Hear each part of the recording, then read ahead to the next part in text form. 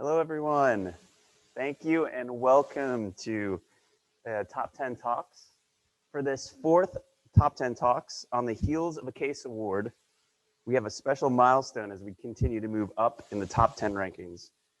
These talks are a reflection of how we have to pivot, adapt, and confront the challenges through creativity and leadership in the time of COVID.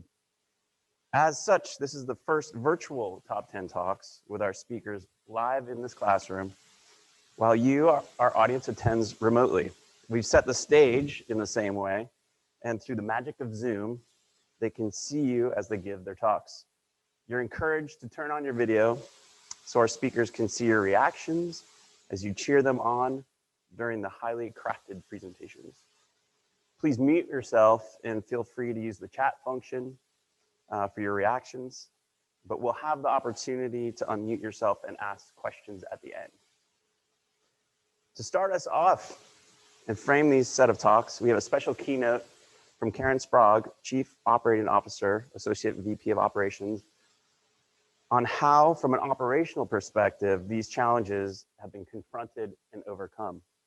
While Karen could not be here in person today, she's taken time to record her thoughts and perspective for us in this short video. Good afternoon, everyone. Thank you so much for joining us for another exciting session of Top 10 Talks. I am so honored to be welcoming you today. I apologize that I can't be with you in this session at this time, but I am thrilled that technology allows me to still welcome you, and thank you for taking your time today to join in and support and listen to our exciting speakers. And I want to say up front a sincere thank you to the speakers themselves who took their time to prepare and share their thoughts with all of us. The overwhelming theme for today's discussion focuses on the importance of leaning into challenge and the tenacity of spirit. Throughout the last 6 months, faced with a new reality, we have had to quickly pivot and conceive of a new way of working, a new way of living in our homes, a new way of learning, a new way of teaching, a new way of socializing, a new way of engaging, and really a whole new way of communicating. We are experimenting with innovative ideas, bringing people together, constantly finding the best ways to communicate effectively, all while we are trying to enhance our culture, mitigate our risk, and keep ourselves and our colleagues and our loved ones safe. As I was thinking about all of these things converging together and reflecting on the past 6 months since all of this has started, and yes, I can't believe it's been 6 months, overwhelmingly what comes to my mind is the phrase, when it matters. In the first few weeks of the pandemic, many of us were fearful, uncertain, confused, and full of anxiety. I know I was. Those first few weeks were pretty intense. We were on overdrive, working around the clock as we knew we just had to find a way through. Immediately, we lifted up an executive leadership team and we met every day. Under Tom's leadership, we created an offensive and defensive team. Matt led our offense. Luke helped us by communicating constantly, and I led the defensive team, which maybe makes sense since I was a goalie in my previous soccer life. And of course, I joked with them all the time that defense wins championships, but I digress. Our guiding principle was to communicate real time and foster a transparent, safe, and calm environment. Creating these teams was our vice president's genius work. We laser focused on our areas and knew that if offense was working well, but defense wasn't, or vice versa, we would trip up and trip over each other. We had to both work at a similar fast pace while Luke and his team communicated the actions we were taking. This worked so well as it allowed us to be focused, and the trust we built during that time was so strong, I don't think it will ever be forgotten. Much like anything, if it matters, it's worth the hard work. First and foremost, as you have heard time and time again, the health and safety of our staff was and continues to be our number one priority. It mattered that we do the right thing for our people. Our attention was 100% caring for our staff, building a sustainable business model, and providing meaningful engagement for our alumni and donors. We developed a plan that was broken out into 4 key pillars: a healthy environment, building safety and wellness protocols, fundraising, and financial planning. We knew all of those areas would be dramatically affected by what we were and still are experiencing. Our staff, all of you, displayed remarkable resolve and ingenuity throughout this unprecedented disruption. We were very deliberate. We had a choice: stay frozen with fear and uncertainty, or lean in and work even harder. We leaned in because it mattered. Centrally, we were up and running within 3 days. New operating procedures were developed, and "we can" was our mantra. So much so that for many of us, it was the summer that wasn't.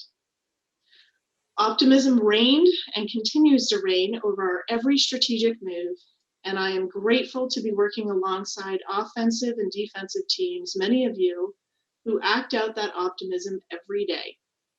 The resolve of our staff was powerful and is powerful. From my seat, it was pretty extraordinary, and when it really mattered, we and you were all there. I recall one meeting I had with Tom, Luke, and Matt where I broke down into tears. I was so full of pride for my work family around me who was saying yes when we and they didn't even know what that meant. For stepping outside of the norms because it was just the right thing to do and it mattered, and they did it. Those of you who know me know my Canadian Stoic roots. I don't get very emotional very often, but this changed me. This experience brought me close to my core and reminded me that defense isn't just about never letting the goal in, but also about looking up and appreciating all that is taking place on the field right in front of me. Paying attention to and studying the plays and noticing all the incredible effort that was underway. I think that was the lesson that I had to learn in all of this. It can't just be about not letting in a goal. It was like everything around me was moving at laser speed, but my eyes started to slow down, much like a video clip that is being rewound. And I was appreciating that my brain knew it was there before, but I wasn't seeing the magic of the play because I was so focused on not letting in a goal. We are people who are all dealing with things that are happening in our homes, in our neighborhood, in our communities, in our society. Between the pandemic and social injustice, some of us have experienced terrible loss, terrible fear, and a feeling of helplessness with negative images and acts coming at us all the time. All of these things can take their toll. We need to remember to forgive ourselves for things that we may have done in the past. Now is the time when it really matters. Every year is a blessing, and every day is an opportunity. What are we going to do with that opportunity? I learned of a saying many years ago when I was in India, and it has stuck with me for a long time. And it goes like this: in my sojourn, I stood before a tree and said, "Come with me, let's go." And the tree silently waved me goodbye. What are you going to do when your opportunity comes? How will you react? One of the questions Mike asked me in preparing for the Top 10 Talks today was, what is the process for addressing risk and change like this? Well, I can't speak to what has been proven right or wrong yet, because that will come later when all of this gets analyzed and studied and changes in our industry will no doubt take place. I can say that the process that we went through was hands down putting our people first and staying close to our mission. That guided us and continues to guide us every day. Recently, I was asked about the culture of UF advancement and why I think it's different than other places. While I would never say that we are quote unquote better than others, I will say we have fought a great fight for everything that we have, a good fight. We appreciate our differences. We recognize opportunity. We love competition, and we allow ourselves to learn and grow. Our vibe attracts our tribe. We work for an incredible institution whose mission is to educate our society. We interact with selfless people who are so generous in so many ways. And we work on a team that celebrates our differences because we know we are stronger together and because it matters. Once again, thank you for joining us for another awesome session of Top 10 Talks. Mike is going to introduce our amazing speakers, and I look forward to seeing you all again very soon. Thank you, and remember always, go Gators. Thank you, Karen, for that heartfelt keynote address. We truly appreciate your time taking to share your ideas around the topic and support our speakers today. First up in our speaker lineup is Dan Hoffman. His excitement and engagement for Top 10 Talks has resulted in his second talk for us. Dan started his third career 2 years ago as Director of Development for the University of Florida, working at the College of Law. Prior to this, Dan spent over 20 years leading sales teams in rapidly changing markets and environments. He worked in extremely fast-paced operational collaborative environments in some of the largest firms in the industry, as well as in the realm of startups. He began his professional life as a Navy officer, where he conducted intelligence operations and analysis in a variety of national security crises, including the fight against terrorism. He's a graduate of the University of Florida. Dan and Patty, his wife of nearly 30 years, live in Gainesville and have 6 daughters. The oldest 3 are biological, and the youngest 3 are adopted from China.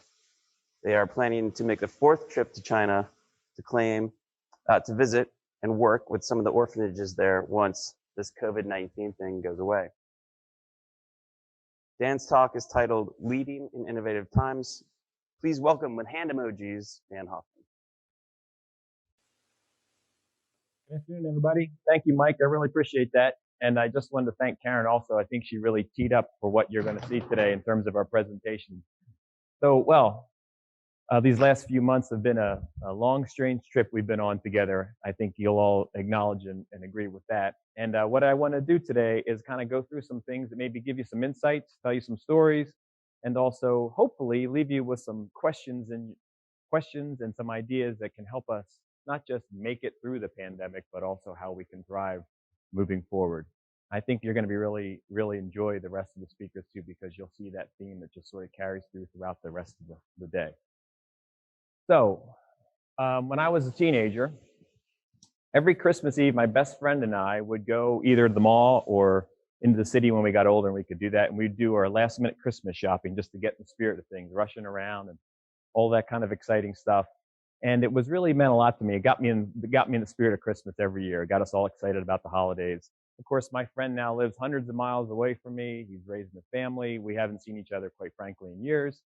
But I still kind of keep it going. So what I've been doing the last few years, now that I'm married with kids, is I always take a little bit of time on Christmas Eve, and I go to Pier 1 Imports, and I go and I shop, and I pick up some little last-minute things from my friends and my family who are coming over for the holiday season.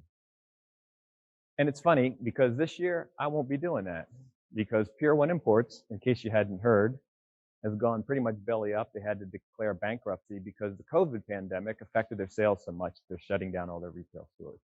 But I can tell you this much, it won't be the same this year, but I'll find some other way. I'll figure out some new thing. I'm not sure exactly what it's going to be, but I can tell you when the season's over and I'm rolling into the new year, I'll have some treasured memories, maybe a new tradition, and it'll be good. I know, I'm convinced of that.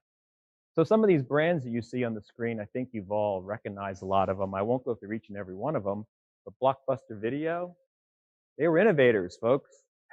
Technology came and changed. Videos were streamed. They couldn't adapt. They're gone.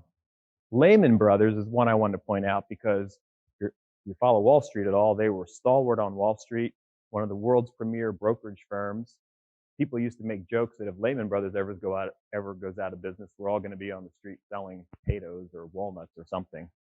But the interesting thing was they did not anticipate the economic collapse of 2009. They did not handle it accordingly.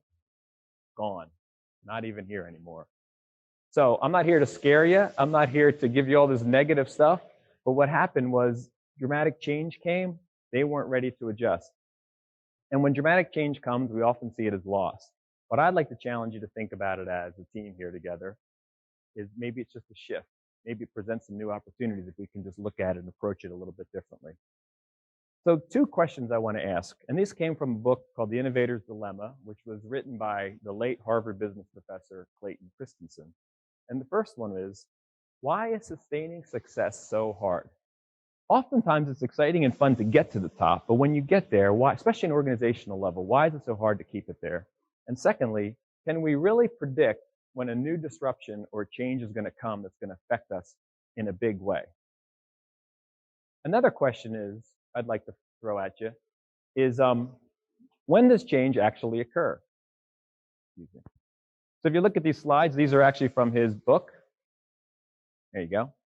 Application A, if you look at the S-curves, you see the red S-curve on the screen? That's the old sustaining technology. It could be an organization, it could be an idea, it could be a way of doing things. And emerging from that is a new idea, a new method, a new technology. And that little spot between the red and blue S-curve, that little white space there, somewhere in there is the sweet spot that Dr. Christensen called the innovator's dilemma. In other words, was the new idea going to catch hold?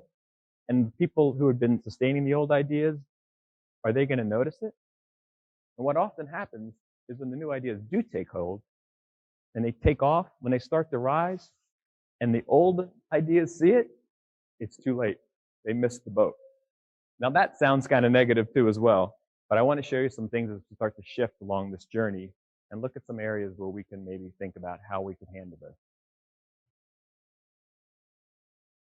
So disruption, again, when it comes, it can come from a new innovation.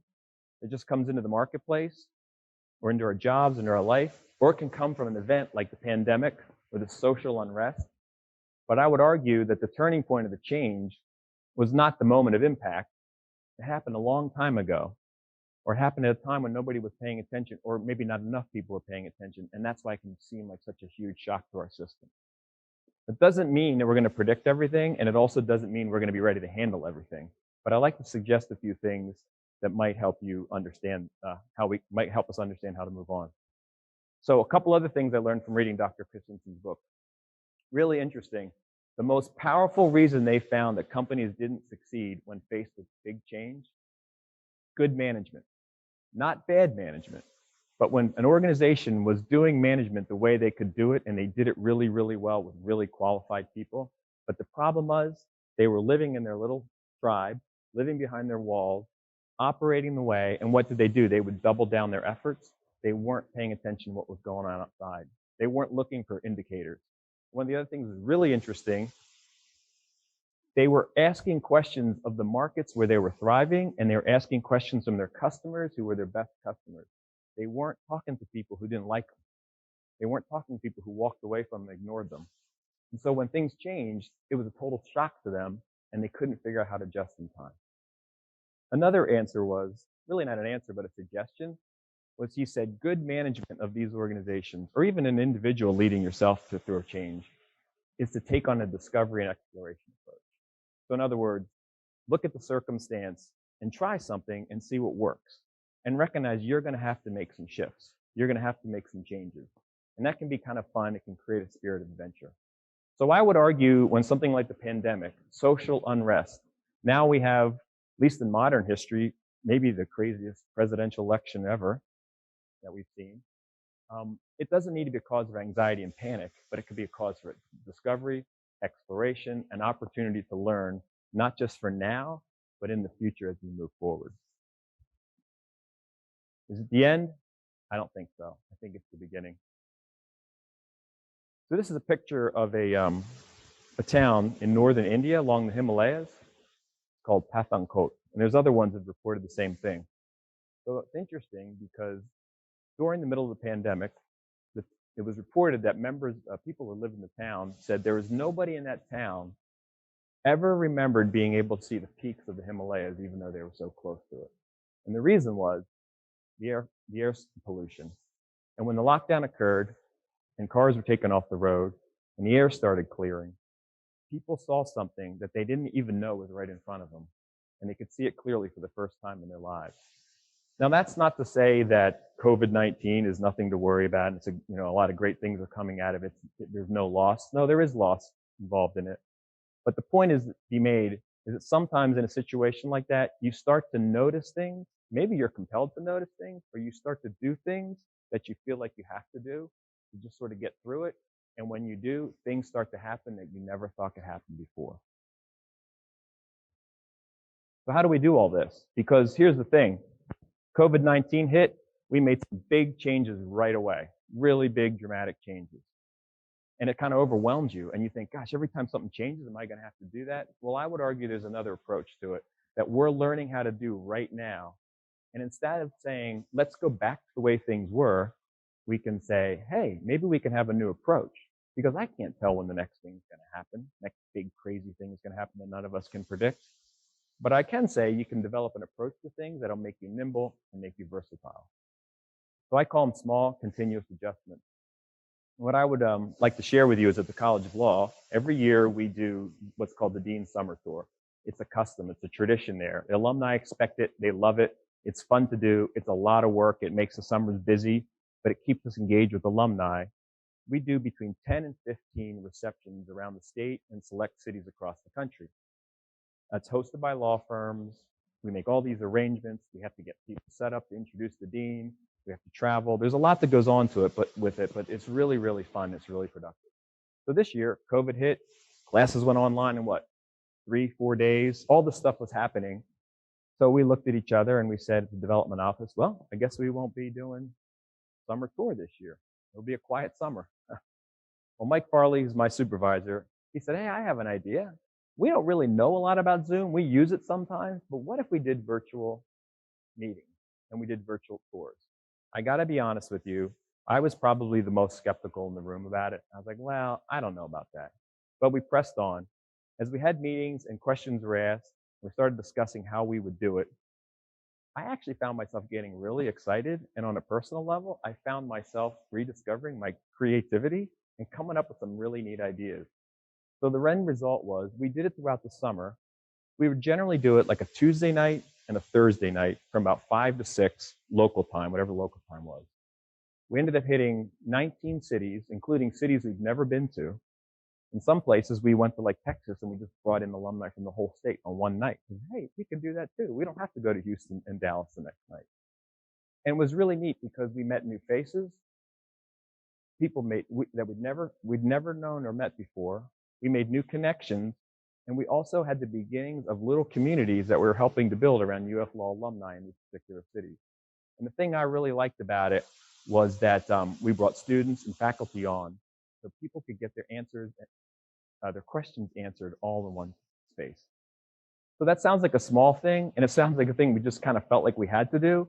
It's not super dramatic, but I know there's so many other examples of exactly that I've heard from other people, including people talking about not being able to get a hold of people through the whole COVID pandemic because it's just hard to reach people, and trying a cold text and actually having success with it. Another person I met went from front to finish with proposing and closing a major gift through text messaging. That was at another institution of a friend of mine who works there. So my point is making this to you. These small continuous adjustments are really the beginning of changing your outlook and preparing you for future events, which quite frankly, we don't know what's coming. There's going to be change coming constantly at us. So the last thing is a quick story. So one fine Navy day when I was in the service, we left the Norfolk Navy Pier, and we were told by our captain we were going to go on a 6-month journey across the Atlantic, circle around the Mediterranean, complete all our mission objectives, and we would be back at that pier at this time and on this date. And I was a young sailor, and I was like, really? This is going to be interesting. So we went out, we completed our mission objectives, we hit at least 2 or 3 different big storms. One we went through, one we had to divert. We had hit some international crises, we had maintenance problems, we had up and down morale, And we even sadly lost 3 shipmates on that cruise. But you know what? Another fine Navy day, the day that our captain told us we would be there, we were at that pier on that date at the time that he told us we would be there. How did we do it? Every day we had a plan, and that plan was edited, adjusted, and updated continuously throughout the day, to the point that sometimes it drove you crazy because we were focused on our objectives. So all I'm saying to you as I close, because there's a lot more I could say, is this. As a team, if we look at what's going on today, this is a really huge learning opportunity for us. It's not about, oh, I can't wait to get back to how things were. It's really about, what am I learning today so that I can operate differently in the future, so I don't have to fear the next thing that happens, because it's going to happen, and I don't know, good and bad, and we can be prepared to build the new skill set. And that skill set is a skill set that's built on discovery, exploration. It creates a nimbleness and a versatility that maybe some of us, or maybe none of us, had prior to COVID-19. So with that, I thank you for your time, and I wish you the best, and I certainly hope I get a chance to share some ideas with you in the future. Take care.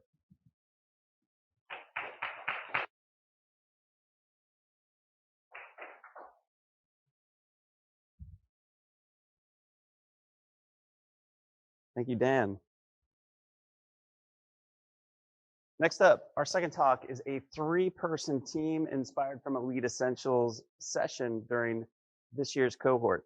In looking for creative fundraisers on our teams who have found ways to qualify prospects at a distance, Albert, Skylar, and Stephanie were all nominated for some of their creative approaches to meeting this challenge. Albert Coker was born in Lake City, and he completed his undergraduate degree at Truman State University, a small liberal arts university in Northeast Missouri. He served as a juvenile probation officer, a high school teacher, and a football coach before joining the UF advancement team in 2018, where he has spent the last 2 years as a development officer in the College of Liberal Arts and Science. Albert now lives in Alachua, Florida, with his wife and son. Skylar Ramsey is originally from Bradenton, Florida. She's a double Gator, graduating with her undergraduate degree in public relations and a master's degree in management. She began her career with UF Advancement in 2014 at UF Health.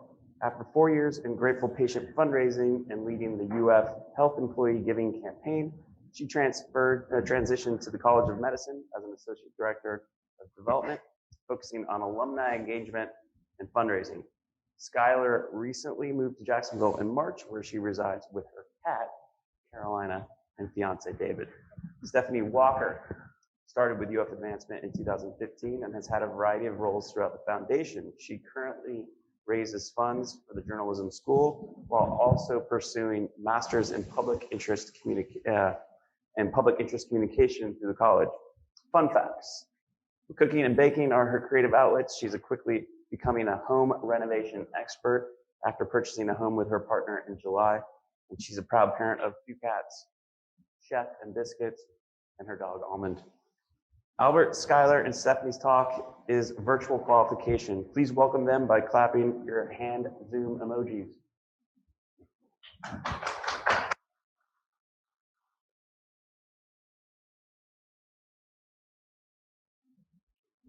Thank you, Mike. Good afternoon, everyone. My name is Albert Coker, and I'm an Associate Director of Development for the College of Liberal Arts and Sciences. Today, I have the privilege of co-presenting with 2 of my amazing colleagues, Skylar Ramsey and Stephanie Walker, on the hot topic of virtual qualification. How do we qualify new prospects with the capacity and the inclination to make a gift to the university in this new virtual environment? This is a question that all of us in development have been pondering a lot since the beginning of the COVID-19 pandemic. Continuously qualifying new prospects is essential to the future of our fundraising success. First, I think we have to start by identifying the right prospects.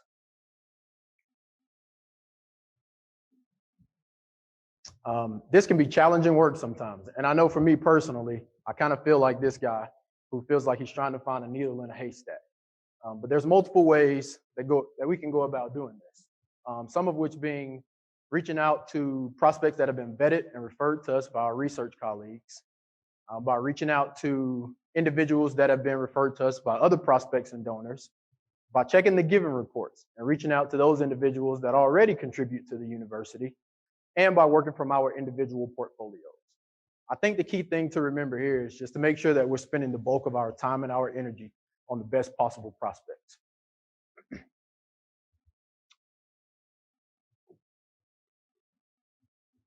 Wrong slide. All right. Oh. Okay. All right. So once we've identified that great prospect, the next step is to prepare. One of my favorite quotes that I can hear in my mind of one of my former football coaches saying over and over again that I like to take into my qualification work is failing to prepare equals preparing to fail. And a couple of things that I like to do personally when I'm preparing for these calls is one, I like to create a cheat sheet. And on this sheet, I have important information about the prospect. I have my objectives for the call, and also have a few updates that I would like to share during the course of our conversation. I don't use this cheat sheet as a script, but more so as a roadmap, just to help to keep me on track during the course of the call. And the next thing that I like to do personally is I like to visualize myself on the call before I actually make the call. And what this does is it allows me to anticipate things that may come up, and it gives me the opportunity to prepare for these things. So if they do come up, I have a great response for them. All right. So one thing that we've done on our team is, since the start of the pandemic, is that we've reached out to all of our class of 1970 alumni. And during the course of these cold calls, I received my fair share of no's, not interested, immediate hangups, voicemails. And I think the key takeaways for me making these calls is that, not everyone is philanthropic, and not everyone wants to be engaged, and that's okay. Another thing that it taught me is that unless you're this guy,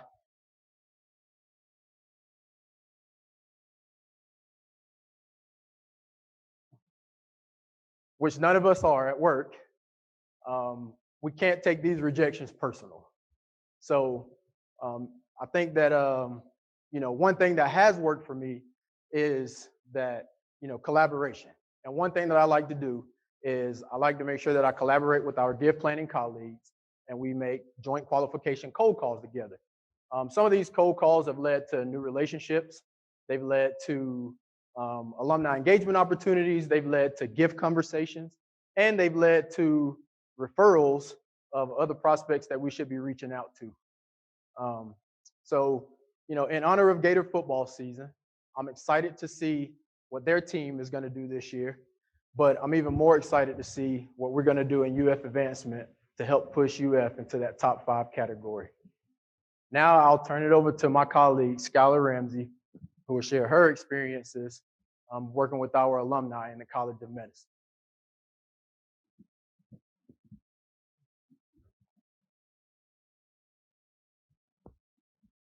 Thank you, Albert, for those great lessons learned in the introduction.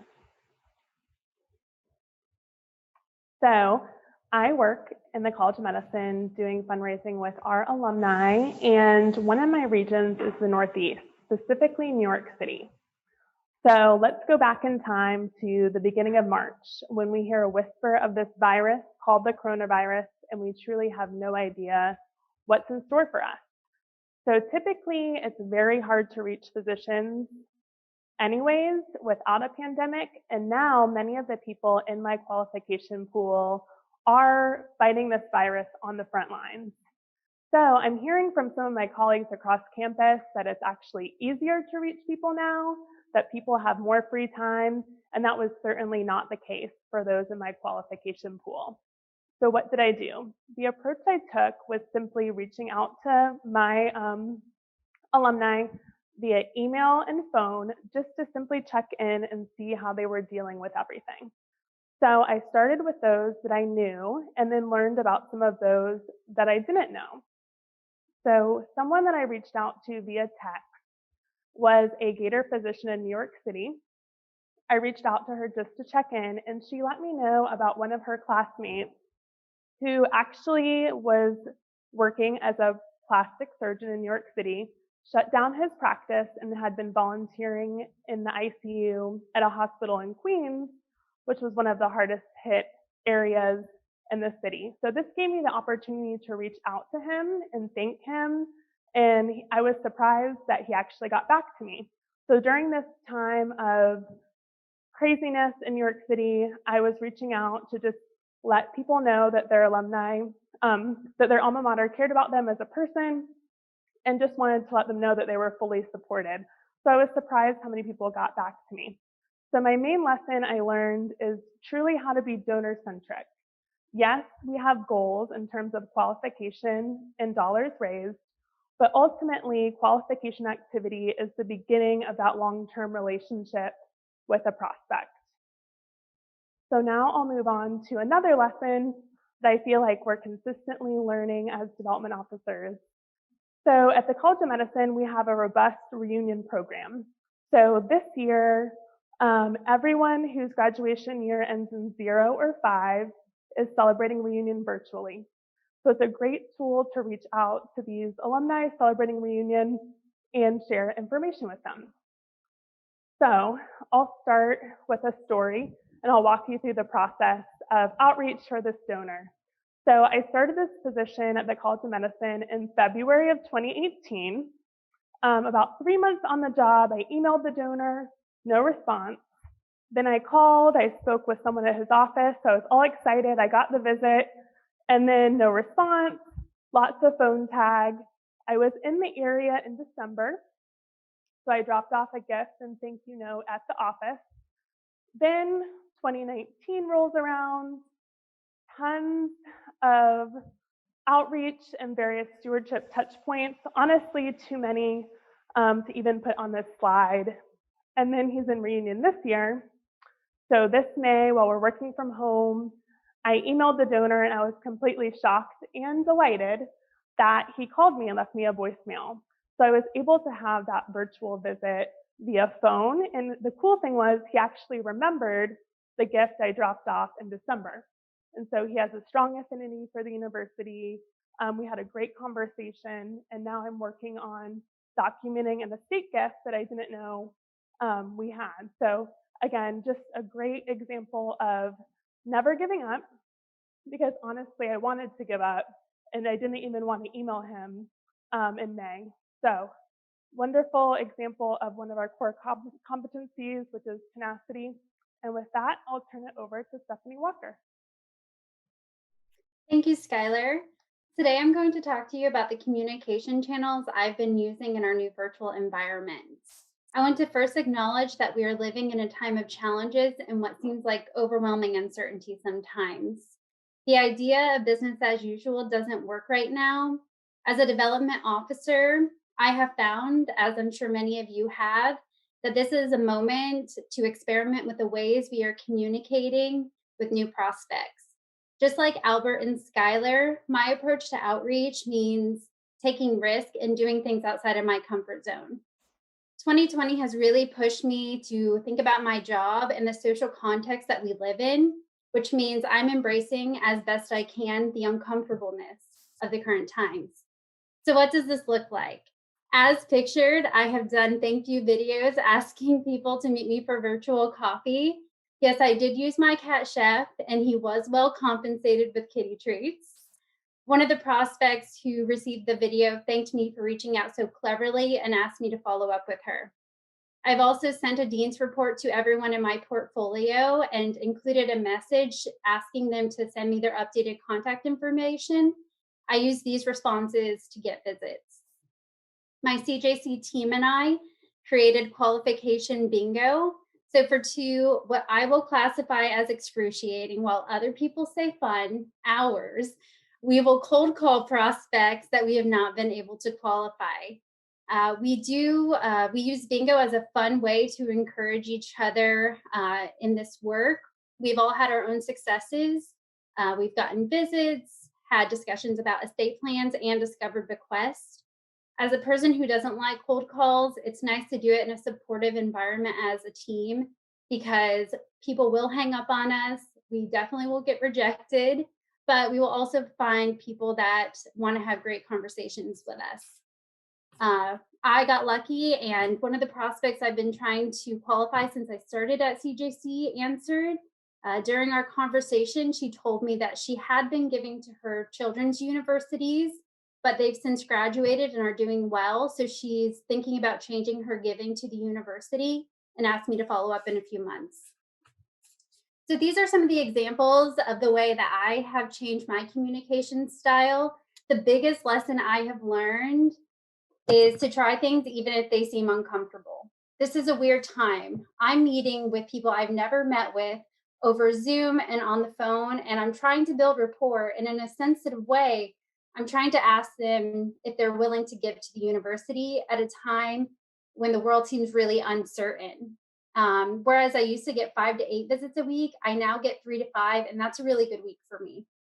So, like Albert and Skylar, I'm doing everything I can do to figure out how people want to be communicated with at a time when I cannot physically meet with them.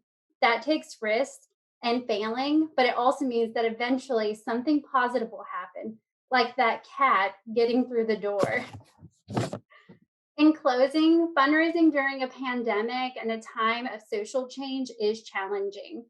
Right now, I'm focused on making people feel valued and showing empathy at a time when the world feels really heavy. My hope is that these virtual visits are the start to relationships that will lead to face-to-face visits once we can travel again. When I first started as a fundraiser, one of my wonderful colleagues, Michelle Wagner, told me, do the work and the money will follow. So with those words, I encourage you to do the best you can do. Be kind to yourself and the effort that you're putting in. And hopefully one day soon we'll be able to do the work that we all love to do. Travel and meet face to face with our supporters. Thank you. Talk today comes to us from another Lead Essentials session on creative approaches to working with our faculty to fundraise. Mary Church and Dr. Scott Banks have developed not only a unique working relationship, but also in tribute to this, a truly creative and experimental presentation today. Mary Church is the Director of Development for the Mechanical and Aerospace Engineering Department, housed in the Herbert Wertheim College of Engineering. She's been with UF Advancement for 3 years and has also been a past participant in UF's Lead Essentials.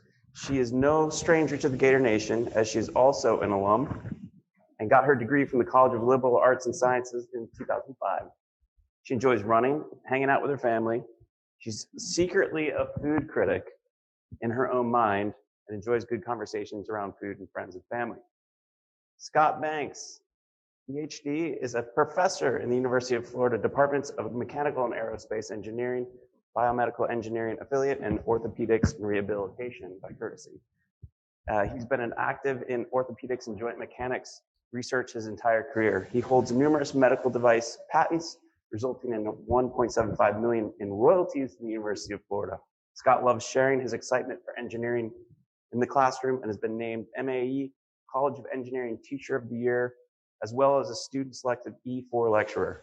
Outside of work, Scott is active with the Scouts, BSA, and always is training for his next backpacking expedition. In 2018, Scott completed the Tour de Mont Blanc with his wife Anne and solo hiked the John Muir Trail.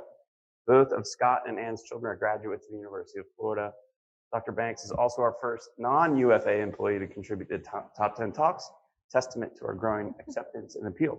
Please put your virtual hands together to welcome Mary Church and Dr. Scott Banks for their talk. Let's run the experiment. Good afternoon. So if you want to be creative, you got to take some risk. Out of this pandemic, this turmoil that problems cause can emerge great ideas. As development officers, we are experts in our field. And like Dr. Banks always says, run the experiment, try different things. Every challenge has an opportunity and every opportunity has a challenge. A person's attitude determines how they handle those. So let your positive attitude transform every challenge into an opportunity. So instead of us telling you about these challenges we had in the mechanical and aerospace engineering department and how we overcame them with ideas of engaging more alumni, let us show you what we're talking about. So the video you're about to watch may surprise you, but it is the way that Dr. Banks and I work as a team. And working as a team is important, especially with your dean, faculty, and like I said, my department chair. It's been a true pleasure and a lot of fun to work with Mary over the past 16 months. We've advanced relationships with many of our 11,000 mechanical and aerospace engineering alumni, and we've tried a whole range of ideas to grow engagement and support. As we thought about how best to present our initiatives of the past year, two themes emerged clearly. First, as Mary said, we like to run experiments, observe the results, and learn from what we see. Second, we think development is a truly fun and positive opportunity. So we imagined capturing our experiences of the past year in a fun and engaging manner. Welcome to Let's Run the Experiment COVID-19 edition, the game show where contestants test their development and alumni relations skills to win massive prizes and worldwide fame with your host, Zach Savitsky. Hey there, everybody, and welcome to Let's Run the Experiment. We got a great show planned for you tonight. Let's bring in our first contestants onto the show. Let's welcome Mary, Carolyn, and Scott from the University of Florida Department of Mechanical and Aerospace Engineering. Go Gators! Welcome, guests. Could each of you give me a quick personal intro? Hi, I'm Mary Church. I'm the development officer for the Mechanical Aerospace Engineering Department, and I cannot wait to play Let's Run the Experiment! Hi, I'm Carolyn Howard with Mechanical and Aerospace Engineering, and I am so glad to be on Let's Run the Experiment. Hey, Carolyn! Hey, I'm Scott Banks, professor and interim chair of Mechanical and Aerospace Engineering, and I can't wait to play Let's Run the Experiment. Woo! All right, team, we're going to pose our first development challenge. Pick the right box. Here's the development challenge. You've got a Grand Guard alumni who's indicated for over 10 years that he is thinking about a 7-figure gift. A succession of 3 development officers has tried to get a formal pledge without success. What will you do? Box A, give up, move on, and focus on other alumni. Or box B, stay the course, continue to cultivate the relationship, and stay engaged. Okay, Gator team, which box will you choose? Carolyn, what should we do? Which do you think we should do? Okay, Zach. Okay, we're definitely picking box B. Definitely box B. We're going to stay the course. We think he's sincere, and we're going to keep connected. All right, let's see what's in box A first. Whoo, $1, all right. Now, let's see what's in box B. $1 million, all right. Go Gator team. Woo! Yes! Congratulations, team. And remember, this is further confirmation that you've got nothing to lose when you run the experiment. All right, now on to the media challenge. For your annual Giving Day, how do you reach your alumni with a message that introduces them to giving when they might not be familiar with the reasons and benefits for alumni donations? I know. Let's make a video. Engineering is hard. Giving is easy.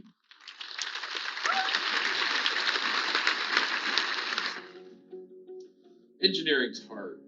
Giving is easy. On this UF Give Day, I challenge you to join me in supporting the programs of Mechanical and Aerospace Engineering to give our students the support they need to succeed. Wow, what a great answer, team.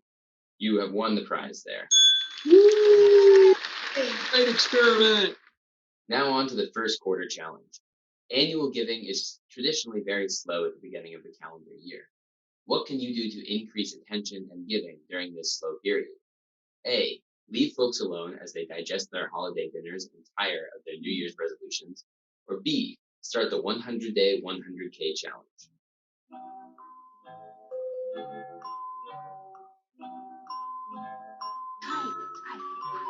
Zach, Yes, Scott? we'd like to try the 100-day 100K challenge. Let's run the experiment.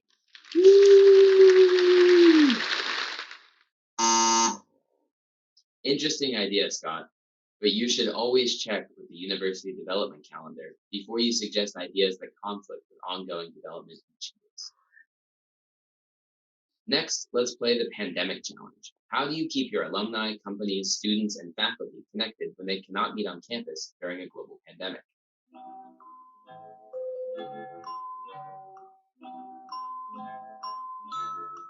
Hey, Zach, Yes, Mary. we're going to develop a weekly YouTube speaker series highlighting alumni and corporate speakers with faculty and staff hosts, and then moderated discussions for student viewers. We're going to call it Industry Insights with Gator Grads. Yeah, Mary, great idea, great idea. Good answer. Nice idea, Mary. We're going to have to ask our panel of judges if this is a winner. Yes, Mary, our judges like your idea and think it's a great way to leverage electronic communications during a pandemic to keep all of your stakeholders engaged. Great experiment, Gator team. Yeah. Don't forget to subscribe. Okay, on to the final challenge. This may be a bit tricky. What do you do when you have alumni interested in engaging the college and department, possibly on multiple levels? How do you engage or re-engage them? You know what? Wait. You know what I'm going to do for you? I'm going to throw you this ball, and you can either take the question or take a pass, and I'll throw it to one of the other SEC teams. What do you say? No way will we give it to the other teams. Zach, throw me that ball. Okay, I'm going to discuss this with my teammates.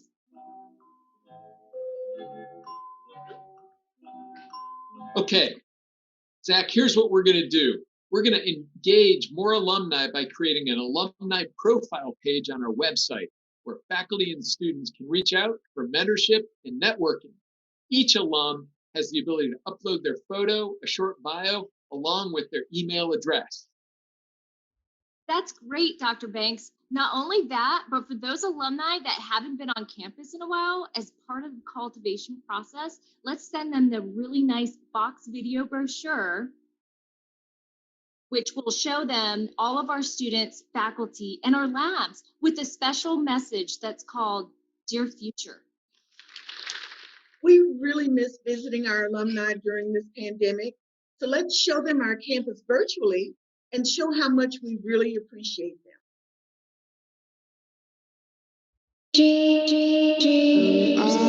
Dear Future, we are excited to create you, to figure out how to help make miracles happen, how to keep us safe and protect our freedoms, and how to travel to other worlds so life will be better on ours. Wow, I told you this would be challenging, but with you three working together, trying stuff really works. Great job, you three. Thank you, folks, for watching Let's Run the Experiment. I hope this show inspired you on how philanthropy can be fun, and with collaboration, we can do anything. Good night, everybody.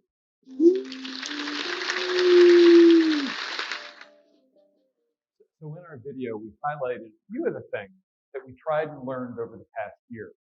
Many things we tried worked, some have not. The key lessons that we've learned include stay the course, big gift required sustained cultivation. Be creative and varied in how you reach your alumni and stakeholders, whether it be by social media, YouTube speaker series, and box videos. And this is especially true during the pandemic when we can't meet in person. And when that next great idea strikes you, be sure to check with the college and the campus. Make sure that the calendars and programs are aligned. Finally, emphasize the positivity and have fun. We have a fabulous message to share. Never be afraid to run the experiment. That's exactly right, Dr. Banks. So I hope you enjoyed the video as much as we had fun creating it. Philanthropy should be fun. The point is, treat people individually, whether it is your dean, faculty, alumni you're working with to engage on a higher level. Engage on an individual basis. That's why we have our one-on-one meetings with our alumni. So on a side note, I love reading books, motivational, self-help, how to become a minimalist, those kinds. But I especially love John Maxwell's leadership book. I read, for example, in business, if you deal with every customer in the same way, you will only close 25% to about 30% of your contacts because you're only closing one personality type. But if you learn how to effectively work with all 4 personality types, you can conceivably close about 100% of your contacts. This is called the soft factor in leadership. You have to be able to adapt your leadership style to your people, to your alumni. So in closing, you get anything out of this, run the experiment, maybe do a video like you just saw, try different things, be you. Know who you are, what you stand for, and be confident in yourself. That's how Dr. Banks and I work so well together. We focus on the positive and commonalities. So I know what you're thinking. But Mary, you can get along with everybody. True, but so can you. Thank you. Thank you, everybody, for joining us for Top 10 Talks. Let's give some emoji hands for all of our speakers today.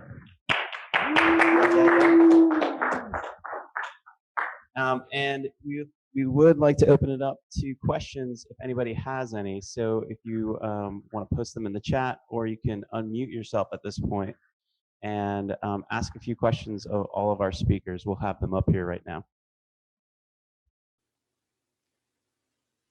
We know that you are you're thinking of your question.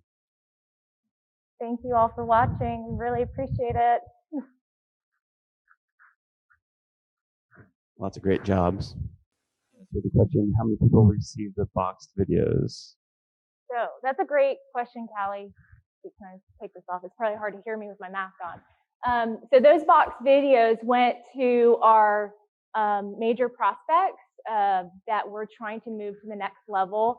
There is, I believe we have 50 boxes, and so those are going out, mailed out to 100,000 plus prospects in MAE. So we're getting the word out. Thank you for asking. Anybody else have any questions for our guest speakers? We can see you. You look beautiful, all of you. Well, we know it's about time. We've run up against our hard deadline of 4:30, and again, want to thank you all for joining us one more time. Top 10 Talks and our great speakers, and we will have a recording of this so we can share this. Thank you again. Have a great day, everybody.